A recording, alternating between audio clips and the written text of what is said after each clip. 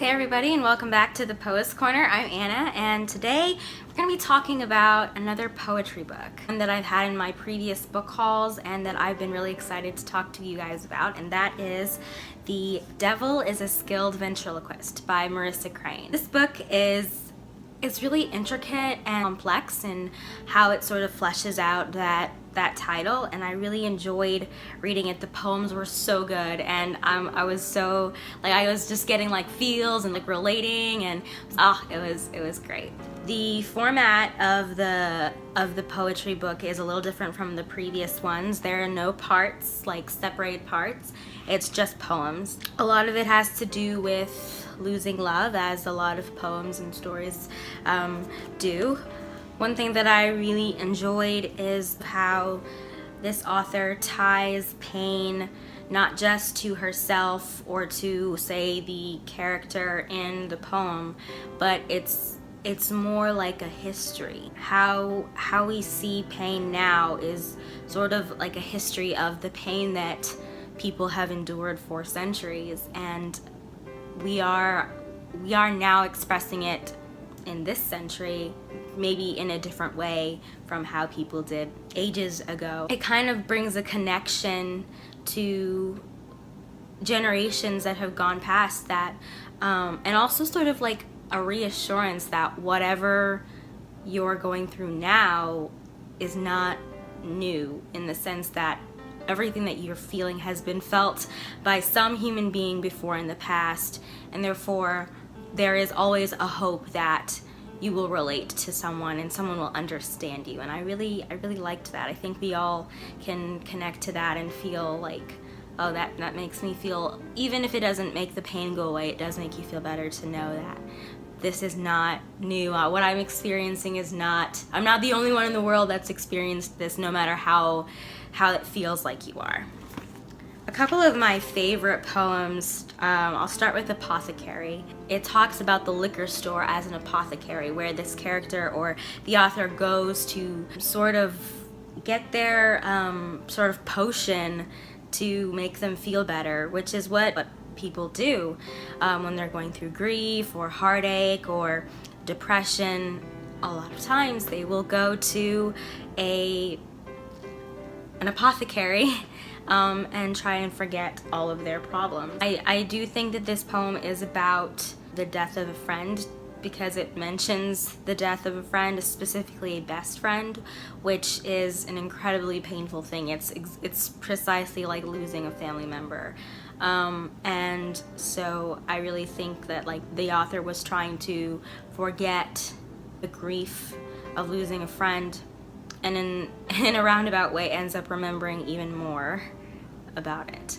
It also talks about, this poem also talks about the contradictions that humans have within them, of how we have so many emotions that are inside us and we feel at the same time, and yet they contradict each other, which is something that I know I feel so acutely in specific moments. How can I be feeling these two things that shouldn't exist in the same time frame, and yet here I am feeling them, and it's very confusing, and sometimes it's very scary, and you're unsure of how or what you should do.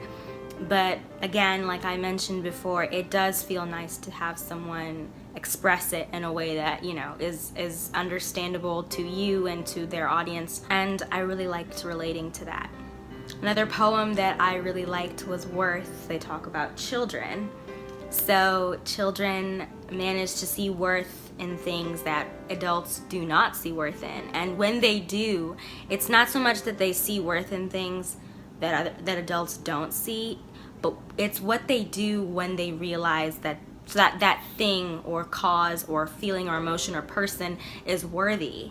They act on it. And so it talks about a child who goes to SeaWorld and sees the killer whales, and at first is amazed by the grandeur and magnificence of a killer whale, seeing a killer whale in the flesh, and then as he realizes that the killer whales are abused, he decides, well, I'm gonna do something about it. I'm gonna talk about it. I'm gonna hand out flyers. I'm gonna tell everyone I know that, you know, killer whales are abused. I'm gonna do something about it.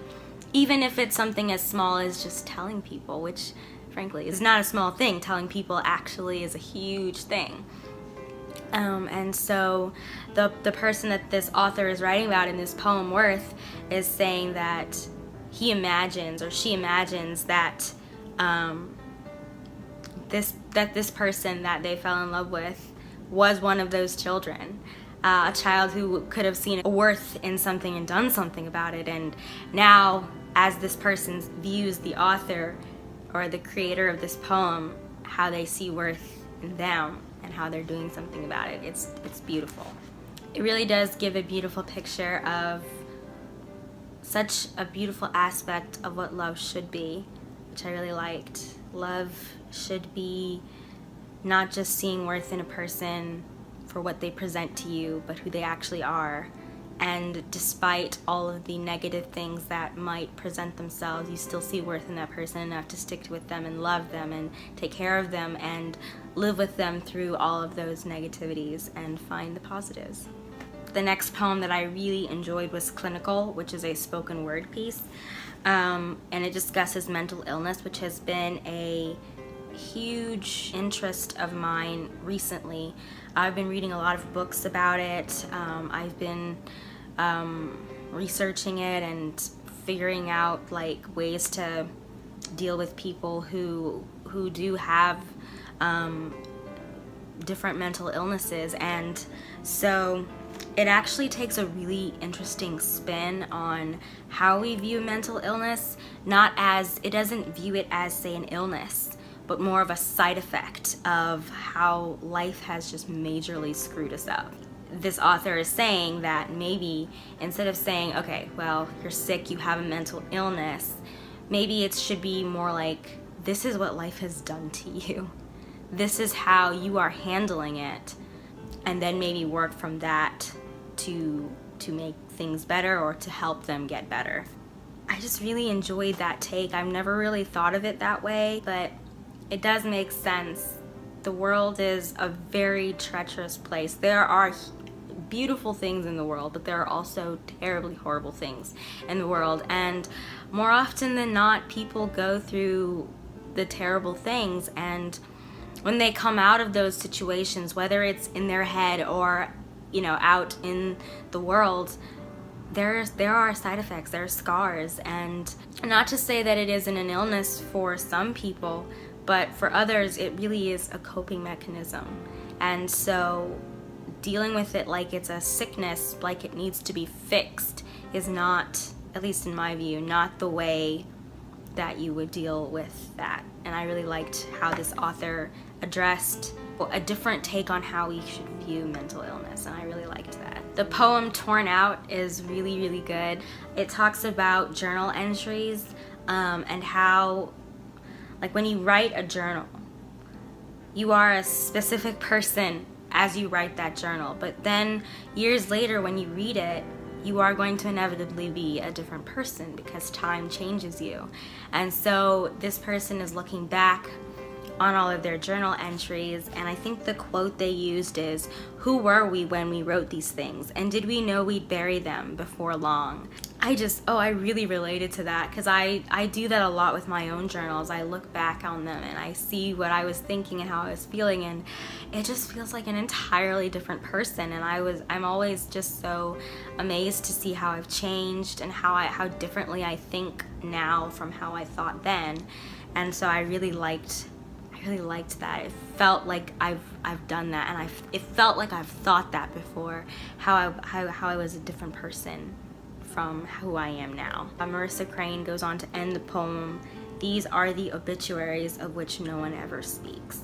And sometimes in reading them it does feel like that, like it's a person who no longer exists. It's crazy to see the change in one person over such a period of time. I think it amazes and baffles the author to see that within themselves. This poetry book does have a lot of poems that do talk about sadness and loneliness and depression, as the title would probably indicate.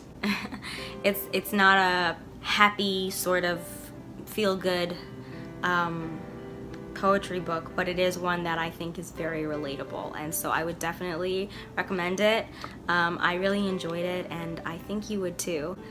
It does discuss a lot of things that I think we all share, but maybe not admit to it, which it is hard to admit to things that feel like they shouldn't be.